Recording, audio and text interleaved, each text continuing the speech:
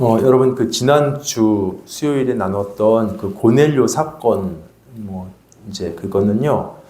이방인이 이제 드디어 복음을 받아들이고 또 그 성령을 받는 사건이었습니다. 근데 이게 너무 충격적이어서 유대 지역으로 소문이 퍼졌고요. 그리고 이제 11장 우리 안 읽었지만 저 앞에 1절을 보시면 사도들과 형제들에게도 이 소식이 전해집니다. 그래서 여러분 이 소식을 듣고 교회가 어떤 반응이었을까요? 기뻤을까요? 아니면은 심란하고 화가 났을까요? 둘 중에서만 골라라 한다면 당연히 기뻤겠죠. 이게 나쁜 소식이 아니잖아요. 좋은 소식이잖아요. 그런데 사실은 이 기쁨 이전에 이들에게는 아마 놀라움, 충격이 먼저 이렇게 오는 반응이었을 겁니다. 아니, 이방인들이 어떻게 하나님의 말씀을 받았지? 이게 지금까지 이런 일이 없었거든요. 상상 못했던 일이거든요. 그래서 놀라운 게 먼저였을 것이고, 그리고 나서 이제 기쁨도 있었겠죠. 근데 아마 어떤 일부 사람들은 분노했던 것 같아요. 왜냐면은 바로 이어지는 2절에서 베드로가 예루살렘에 도착했을 때 베드로를 비난합니다. 뭐라고 비난했는지 3절을 한번 같이 보시면 읽어볼까요? 자, 시작. 이르되 내가 무할레자의 집에 들어가 함께 먹었다 하니. 예, 이거예요. 지금 베드로가 이방인 집에 들어갔다라는 거, 그리고 그들과 식사 같이 했다는 것 때문에 화가 났습니다. 이제 당시 유대인 정서로 유대인이 이방인과 교제한다는 거, 이건 이제 지난주에 말씀드린 것처럼 지금 정서로 바꾸면 성도가 룸사롱에 가서 술 마시고 오는 것, 그거보다 더 큰 충격이고, 또는 목사인 제가 절에 가서 또는 무당집에 가서 스님하고 차 마시면서 교제하고 오는 이런 분위기, 이런 느낌이에요. 그러니까 교회의 지도자인 베드로가 이방인 집에 들어가서 며칠을 머물렀다? 이거 납득이 안 되는 겁니다.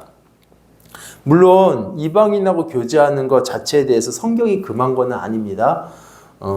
근데 이제 유대인들이 자신들의 신앙을 철저하게 지키기 위해서 정한 관습이에요. 그래서 나름 정한. 그리고 초대교회는 전에 말씀드린 것처럼 100%가 유대인들이었기 때문에 이런 관습은 초대교회 안에서도 여전히 지켜지고 있었습니다.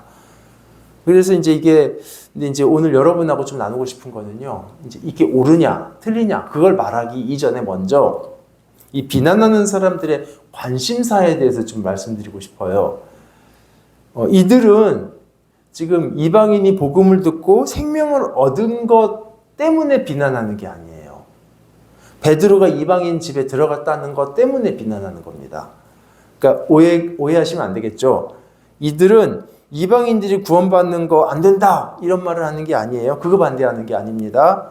이들이 말하는 거의 요지는 이방인 구원에 있는 게 아니라 유대인으로서 베드로의 행동에 있는 겁니다. 그래서 이방인 구원에 대한 게 아니라 유대인으로서 베드로가 왜 거기 들어갔느냐, 그 행동에. 근데 사실 바로 이 지점이 이 사람들의 문제이기도 해요. 왜냐하면 무슨 말씀이냐면, 왜 이 사람들의 관심은, 그 초점은 이방인들의 구원이 아니라 베드로의 행동이었을까? 이게 조금 이상한 겁니다. 여러분, 고넬료 사건에 대한 소문이 예루살렘에 들려졌잖아요. 그 소문 내용은 아마도 굉장히 길었을 거예요. 베드로가 어떻게 했는지, 뭘 했는지, 고넬료가 어떻게 믿었는지, 성령이 어떻게 임했는지, 이 일련의 모든 내용들이 예루살렘에 전달됐을 텐데 1절에서는 그 소문 전체를 뭐라고 요약하냐면 이방인들도 하나님의 말씀을 받았다, 이거였습니다. 우리 한번 1절을 읽어볼까요? 자, 시작. 유대에 있는 사도들과 형제들이 이방인들도 하나님의 말씀을 받았다 함을 들었으니. 그러니까 1절이 말하고 있는 고넬료 사건의 의미는 뭐냐면 이방인들이 하나님의 말씀을 받은 사건입니다. 그런데 아까 읽었던 3절에서는 어땠죠? 이들에게 중요한 거는 왜 베드로가 이방인 집에 들어갔냐, 그 행동이에요. 이들에게 고넬료 사건은 뭐냐면 이방인들이 하나님의 말씀을 받는 그 은혜의 사건, 놀라운 사건이 아니라 어떻게 유대인이 이방인의 집에 들어갈 수 있지라는 것에 관심이 쏠린 그런 사건일 뿐이에요. 그러니까 아까 말씀드린 대로 이들은 이방인의 구원을 반대하는 건 아니에요. 그렇죠? 이방인의 집에 들어간 베드로의 행동에 대한 그거에 대해서 반대하는 겁니다. 그러나 지금까지 없었던 하나님의 은혜가 나타나는 그 현장에서, 그 사건 앞에서 왜 그 사람들의 관심은 전통을 지켰느냐 어겼느냐 이런 거에 꽂혀 있을까? 이방인의 구원을 반대하는 것도 아니지만 동시에 그거에 별로 관심도 없는 겁니다.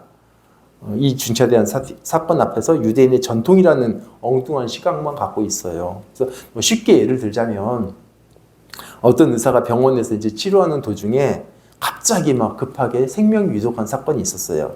이제 뭐 인턴이라고 쳐요. 근데 너무 긴박해서 막 자기가 알고 있는 의학 지식을 총동원해서 응급 시술을 했고, 그래서 그 덕분에 한 사람이 살아났어요. 근데 마침 이제 그 과의 과장님이 오셔서, 선배 의사죠. 왜 자기한테 허락을 받았어야지 네 임으로 이렇게 시술하냐. 이렇게 절차를 따지는 그런 경우가 있다면, 여러분, 물론 이 선배 의사가 사람 살리는 걸 반대하는 건 아니죠. 왜 선배인 자신에게 허락을 받지 않았느냐, 그 절차와 규정을 따지는 겁니다. 근데 여러분 여기서 뭐가 느껴지세요? 이 선배의 의사가 그 사람의 가치관, 그 사람이 중요하게 여기는 바, 관심사가 뭔지 이게 보이잖아요. 사람이 살고 죽고 여부보다 오히려 더 자신의 권위, 선배로서의 대우 이런 게 더 중요한 기준인가라는 게 이제 보이는 거죠. 뭐 또 다르게 얘기하자면 예를 들어서 아버지가 쓰러지셔서 막 급하게 응급실로 가서 이제 아버지 수속하고 이제 형한테 큰 형님한테 이제 전화를 했어요. 형님, 아버지가 이렇게 쓰러지셨습니다. 그러니까 형 말이 왜 나한테 먼저 이것을 연락을 하지 않았냐 이렇게 얘기한다면 사실은 어떻게 물어봐야 되죠? 아버지 상태 어떠시냐를 물어봐야 되는 거잖아요. 그러니까 관심사가 엉뚱한 거죠. 관심사가. 근데 왜 그럴까요?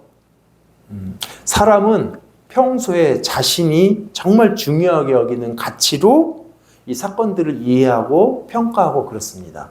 그러니까 자신이 평소에 중요하게 여기던 가치가 먼저 우선 기준되거든요. 그래서 똑같은 영화를 보더라도 항상 뭐 의상에 관심이 있고 그쪽에서 일하는 사람은 배우들의 뭐 연기보다 의상이 먼저 눈에 띄겠죠. 어쩔 수 없죠. 그게 자신의 가치니까. 또 이념이 중요한 사람은 그 감독이 말하려고 하는 그런 것보다도 오히려 영화에서 표현되는 그 이념적인 거가 더 민감해질 거예요. 근데 그 선배 의사도 평소에 사람의 생명보다 규정, 절차, 선배로서의 권위를 더 중요하게 여겼었더라면 아마 그렇게 되겠죠. 그리고 오늘 본문의 경우도 지금 하나님의 은혜가 나타나는 놀라운 상황인데 자신들의 관습이 얼마나 중요한지, 그리고 유대인으로서의 프라이드에 정말 중요한 가치를 두고 있었다면 이 사건 앞에서도 이런 베드로가 이방인 집에 들어갔냐 안 들어갔냐 이게 더 중요할 거라고요. 물론 이제 여러분 혹시나 오해하시면 안 돼요. 오늘 설교를 이게 그러니까 결국 결과가 선하고 결과가 좋다면 과정은 아무래도 아무 상관없는 것이다. 지금 그런 말씀을 드리는 건 아닙니다. 사람이 살아났으니까 절차나 과정은 싹 무시해도 된다. 그런 말씀 드리는 거 아니에요.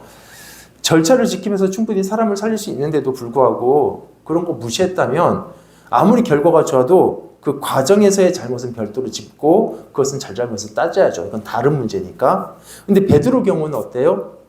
이방인의 초대에 응하지 않고 그 집에 들어가지도 않고 복음을 전할 수 있을까요? 그 사람들에게? 또 복음을 전하지 않았는데 그 사람들이 하나님의 말씀 받는 게 가능할까요? 즉 이 문제는 결과만 좋으면 과정은 아무래도 좋다. 그런 문제가 전혀 아니죠. 이방인의 구원과 자신들이 중요하게 여기는 전통, 도대체 뭐가 중요하냐 이 문제입니다. 그런 면에서 자신들이 유대인으로서 갖는 그 전통을 더 중요하게 여긴 이들에게 문제가 있다. 그 말씀을 드리는 거예요. 사실 우리도 그러기 쉬워요. 그렇죠? 근데 다행인 거는 이 처음에 문제를 삼았던 이 사람들도 베드로의 설명을 들은 다음에는 하나님의 뜻을 인정합니다. 그래서 18절이 그들의 결론인데 한번 같이 읽어볼까요? 18절 시작. 그들이 이 말을 듣고 잠잠하여 그러면 하나님께서 이방인에게도 생명을 얻는 회개를 주셨도다 하니라. 예, 이게 성도예요.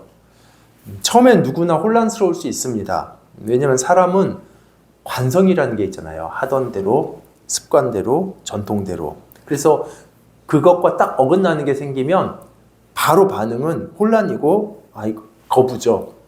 그런데 어쨌든 하나님의 뜻이 선명하게 확인되면 그 뜻을 받아들이는 게 성도예요. 예. 그 전이야 뭐 어쩔 수 없지만. 보세요. 아무리 믿음을 가진 성도라 해도 당장은 믿음에 관해서 초대교회 경우에 아직 충분히 모를 수 있어요. 미숙합니다. 그리고 오랫동안 유대인이라는 테두리 안에 있었기 때문에 지금 이런 거 당장 쉽게 이방인을 받아들이는 거 그렇게 쉽지 않습니다. 사실은 이 사람들뿐 아니라 베드로도 그랬었잖아요. 고넬료의 집에 가기까지 얼마나 껄끄러웠나요? 하나님께서 여러 일들을 하셔가지고 겨우 그 집으로 넣으셨잖아요. 그런 면에서 11장에서 처음 베드로에게 이렇게 비난했던 그런 모습은 어느 정도 이해해 줄 수 있는 거예요. 그럴 수 있어요. 근데 만약에 어느 시점 이후에도 계속 여전히 이 입장을 굽히지 않는다? 그때부터는 다른 문제입니다. 왜냐하면 이 사람들이 정말로 복음의 은혜가 뭔지를 알고 있나? 라는 의문이 생기는 거거든요. 그런데 실제로 이들 중에 일부는 정말 끝까지 그 전통에 대한 고집을 안 꺾었어요. 그래서 이후에도 예수를 믿는 이방인들은 할례를 받고 유대인이 돼야 된다라는 주장을 해서 계속 교회를 어렵게 만들었습니다. 그래서 15장에 가잖아요. 저 뒤에. 그러면은 교회가 이 문제 때문에 심각하게 모여갖고 회의하는 장면이 나와요. 끝까지 아직 안 꺾은 거죠. 고집을. 그리고 바울도 그의 사역 내내 이 사람들과 계속 논쟁하는 일들이 많았고 그런 맥락에서 쓴 게 또 갈라디아서예요. 그들이 너무 잘못된 걸 계속 주장하기 때문에. 참 이상하죠. 이제는 하나님께서 하신 일들이 너무 선명해가지고 그 구원의 은혜 안에서 이제는 그대로 이제 아무리 전통이 중요해도 하나님의 말씀이 더 우선이다라는 건 알 텐데 왜 그렇게 끝까지 전통을 포기 안 할까요? 이유가 뭘까요? 교만 때문입니다. 이제 교만 때문이라는 게 조금 이상하실 거예요. 편협함 때문이라면 몰라도 이게 왜 교만하고 관계 있지? 예, 교만 때문입니다. 그래서 여러분 그 율법과 할례 이것은 유대인들의 자존심이고 프라이드예요. 어느 정도냐면 현대인에게 있어서 모 대학의 졸업장 그러면 그거 굉장히 프라이드잖아요. 또 그리고 어떤 높은 직책 이런 거. 그런데 그런 거를 뛰어넘는 게 유대인들에게 있어서는 할례입니다. 이거는 그 사람들한테는 정말 대단한 프라이드예요. 근데 한번 요거를 설명하자면 쉽게 예를 들면 이런 거예요. 지금하고 다르게 예전에는 제가 이제 고등학교 시절에는 고등학교가 되게 세 개가 있었습니다. 세 종류가 인문계 고등학교, 상업고등학교, 공업고등학교, 상고, 공고 이렇게 있었는데 반에서 절반 정도는 인문계 가고 절반 정도는 상고, 공고로 갔었어요. 그때는. 근데 이제 상고를 가면 타자, 부기, 주산 이런 거 배워요. 기본이죠. 자격증도 떼야 됩니다. 그래서 저는 예전에 부기가 이제 장부 적는 거잖아요. 그래서 장부야 이렇게 일기 적듯이 적으면 되는 거 아닌가? 그런데 부기라는 과목 안 배우고 제대로 할 수 없는 좀 복잡한 일이거든요. 근데 이제 시대가 바뀌면서 여러분 전자계산기가 나왔잖아요. 그리고 컴퓨터로 장부도 작성하고 그리고 이제 계산도 엑셀이 자동으로 다 해줍니다. 더 이상 주산, 주판 같은 거 필요 없어요. 그리고 기존의 방식대로 대차, 대조표 써가면서 부기 의미 없습니다. 근데 여러분 한번 생각해 보세요. 주산 1급, 부기 1급 이런 인정받는 학생에게 지금 이렇게 된 게 어떤 의미가 될까요? 자신이 이거 배우느라고 얼마나 엄청 고생했는데 이제 의미가 없어지는 거예요. 오랫동안 주산 실력으로 프라이드를 갖고 있었고 그 반에서 그걸 1등하고 있었고 다른 사람들이 너무 부러워하고 있고 너는 어떻게 그렇게 부기를 잘하니 이렇게 하고 있었는데 이제 자신의 영역이 없어지는 거잖아요. 그러니까 이게 과거에는 잘하고 있는 자신과 못하고 있는 뭐 쟤네들하고 다른 건 차별점인데 이제 평준화가 돼버립니다. 컴퓨터로 이렇게 바뀌면서. 자, 율법하고 할례는 이방인과 유대인인 자신들과 구별하는 아주 뚜렷한 기준이고요. 이게 아까 말씀드린 유대인이 가진 프라이드였어요. 그런데 이제 할례 없는 이방인들이 자신들과 똑같이 하나님의 말씀을 받습니다. 성령도 받았어요. 그리고 자신들과 똑같이 구원도 받았어요. 과거에 천국과 지옥만큼이나 격차가 있었던 이방인과 유대인이, 그러니까 이방인을 지옥의 땔감이라고 생각했다니까요. 그런데 한순간 평준화가 돼버린 거예요. 이걸 못 참는 거예요. 그래서 이 사람들이 주장하는 거는 믿음이 있어야 된다. 그래, 믿어야지. 예수를 믿어야지. 그런데 율법과 할례도 지켜야 된다. 즉 믿음을 부정하지는 않아요. 그런데 율법과 할례를 포기하지도 않습니다. 유대인으로서의 정체성, 그 프라이드 끝까지 고집하는, 이거 그래서 교만인 거예요. 과거에 자기는 이방인들과 달랐는데 이게 평준화되는 게 싫은 거예요. 마치 컴퓨터로 이제 업무하는 시대가 왔는데도 불구하고, 그래 컴퓨터로 해야 되니까 입사하려면 컴퓨터 시험 그것도 인정, 그 능력도 봐야 돼. 그거 인정. 그런데 주상과 부기도 봐야 돼. 이렇게 주장하는 거랑 똑같은 거예요. 과거의 영광, 자신이 1급 땄던 자격증 딸고 얼마나 갈고 닦았는데 다른 사람들이 나처럼 되려면 걔네들도 이렇게 해야지, 이거죠. 여러분 보세요. 하나님하고 사람이 얼마나 다른지. 하나님은 오직 은혜를 베푸셔서 모든 사람에게 구원을 주시는데, 사람들은 다른 사람들하고 구별하는 다른 기준, 다른 자격으로 구원의 조건을 만들어내고 있습니다. 이게 꼭 그 시대뿐일까요? 아니, 시대마다 있습니다. 양상만 달라질 뿐이지. 그래서 나는 이 기준에 부합한 마땅히 구원받을 사람이고, 그리고 할례 받지 않은 저 사람들은 아무리 믿어도 기준에 부합하지 않는 사람이고,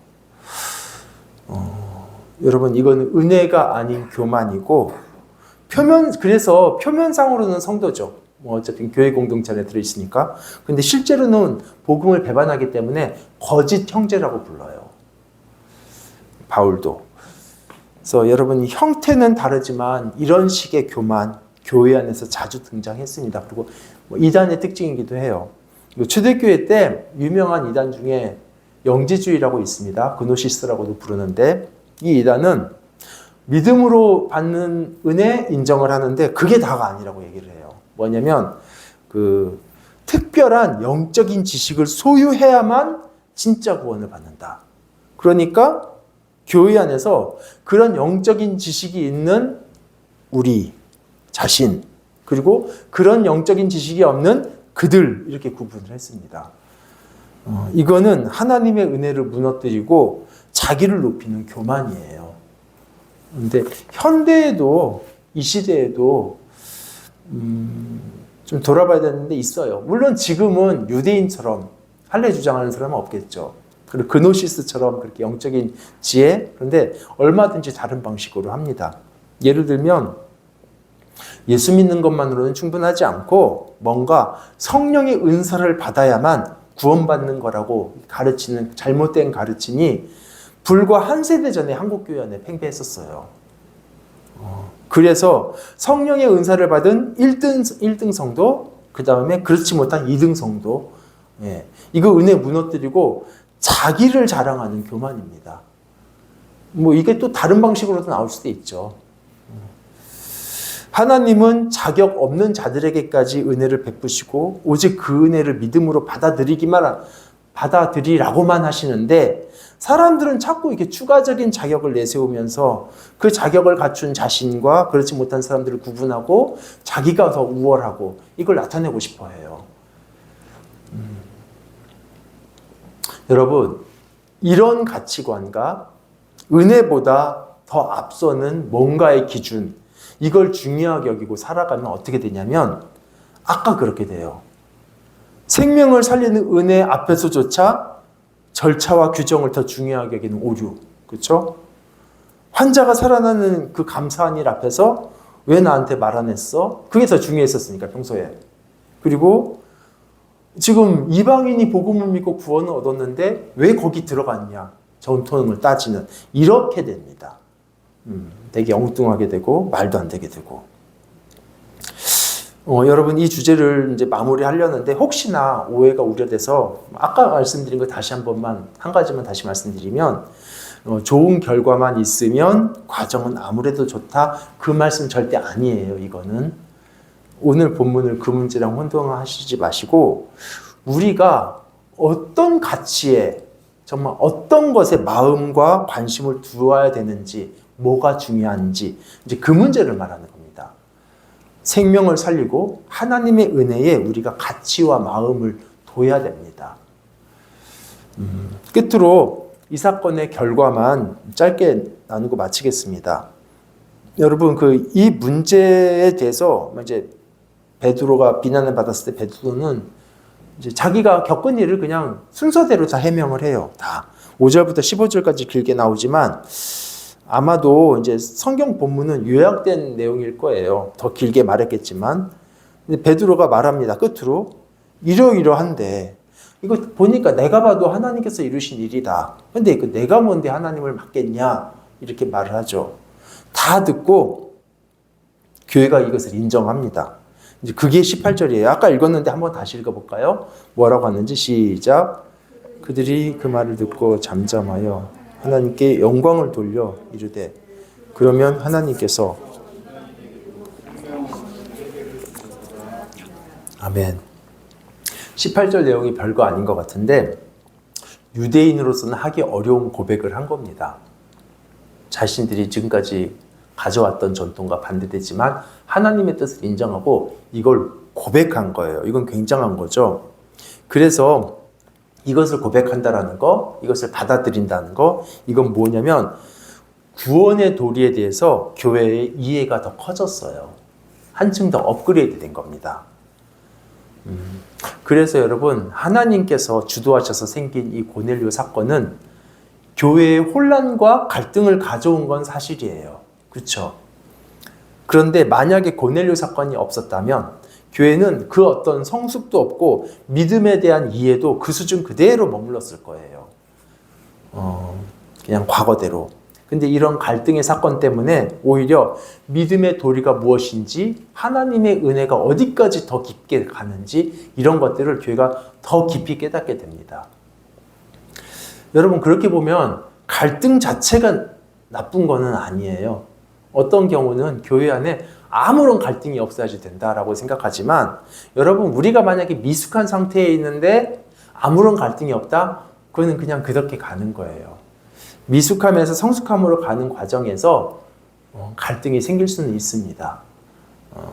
왜냐하면 과거에 익숙한 것들을 벗고 또 새로운 인식을 가져야 되는데 그거 어떻게 그냥 되겠어요? 그런데 이제 혼란인 건 맞지만 어떤 면에서는 겪어야 될 부분이고 이것이 건강하게 다루어질 때 교회가 성숙하게 됩니다. 그래서 여러분 이 18절의 이 고백이 그 이후의 교회의 흐름을 바꿔요. 이거 참 어려운 거였는데 그래서 이제 19절에 보면 과거에는 어떻게 했는지가 나와요. 과거에는 성도들이 외국으로 흩어져도 그리고 복음을 전해도 그 지역에 살던 유대인들에게만 복음을 전했습니다. 왜냐하면 어느 지역을 가든 회당이 있거든요. 유대인들이 사는 회당. 그래서 거기서 복음을 전했는데 여러분 그래서 사울이 다메섹으로 성도들을 잡으러 갔던 것도 그 대상이 유대인 커뮤니티였기 때문에 유대인 대제사장의 공문이 이렇게 유효했던 거였거든요. 근데 이제 보세요. 그렇게 했었는데 20절에서는 이제 이 18절의 고백이 있고 나서 이방인들에게 복음 전하는 게 이제 굉장히 보편화됐어요. 그리고 21절에서는 수많은 사람들이 하나님께로 돌아옵니다. 보세요. 1절에서 아까 교회에 어떤 소식이 들렸죠? 고넬료라는 이방인 한 사람이 하나님께 돌아온 소식이 전해졌죠. 근데 22절에서는 수많은 이방인이 하나님께로 돌아온다는 소식이 예루살렘으로 전해집니다. 그렇죠? 그래서 이제 교회는 이들을 형제로 여기고 바나바를 파송하는데 그래서 24절 보면 이제 안디옥에 정말 큰 무리가 예수를 믿게 돼요. 바나바가 가고 나서. 이제 그러니까 바나바가 혼자 안 되니까 멀리 다소까지 가서 사울이라는 사람을 일부러 찾죠. 그래서 데려와서 1년간 무엇을 했죠? 말씀을 가르쳤어요. 이게 중요했죠. 그랬더니 어떻게 되냐면 이들에게 그리스도인이라는 호칭이 붙을 만큼 안디옥에서 복음의 영향력이 커집니다. 여러분, 안디옥은 우리한테는 뭐 그냥 성경의 지명 중 하나일 텐데 그 당시에 로마 제국 안에 제일 큰 도시 세 개가 뭐냐면 당연히 로마겠죠. 그리고 안디옥, 그리고 알렉산드리아. 세 개예요. 그러니까 이제 그 전체 지중해권 전체 안에서 탑3 안에 드는 대도시 안에서 드디어 이제 그리스도인이라는 그런 정체성이 생깁니다. 이전에는 예수를 믿는 사람들은 유대인들의 일부로 생각했어요. 유대인들이었어요, 그냥 유대인들. 그런데 이제는 이방인들도 들어오면서 새로운 정체성이 생긴 거죠. 그리스도인. 그 이후에는 어떻게 되죠? 이제 예루살렘 교회와 서로 교류하면서 이방인과 유대인이 하나가 됩니다. 그래서 구제하는 일도 이방인이 그쪽을 위해서 구제도 하고 또 사역자를 보내고 이런 교류가 생겨요. 이게 사실 하나님께서 이루신 기적이에요. 있을 수 없었는데. 그리고 교회가 하나님의 그 뜻을 받아들였기 때문에 이런 것들이 이루어지게 됩니다. 그래서 이제 말씀을 마치면 여러분, 우리 교회도 하나님의 은혜만을 중요하게 여겨야지 자꾸 다른 것, 뭐 어떤 자격, 뭐 교회에 얼마나 많이 오래 다녔느냐, 뭐 어떤 뭐 예를 들면 이제 뭐 그런 일은 없겠지만 어떤 신학교를 나왔느냐, 목사들이 많은 세계에서는 그런 건 하나도 안 중요하다는 거죠. 그래서 우리가 정말 은혜 안에만 깊이 침잠하고 우리의 관심이 생명 살리는 일에만 관심이 쏟도록 우리 같이 기도합시다.